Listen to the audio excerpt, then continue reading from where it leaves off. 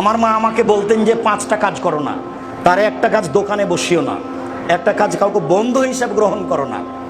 যাকে বন্ধু হিসাব গ্রহণ করেছো কয়দিন পরে বন্ধুত্ব কেটে যাবে, তখন তোমার পেটে ছুরি দিয়ে চলে যাবে।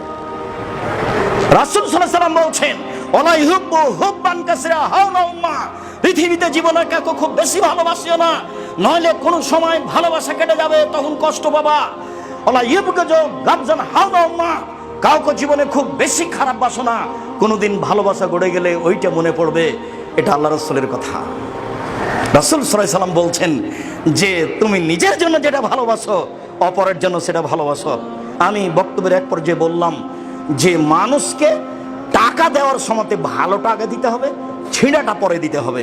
তো মাওলানা রিজাউল্লাহ রাহিমাহুল্লাহ বক্তব্য শেষে বলছেন, আব্দুর রাজ্জাক হাদিসের ব্যাখ্যা তুমি ঠিক বলেছ, কিন্তু আমি কোনোদিন বুঝতে পারিনি যে কথাটা এরকম।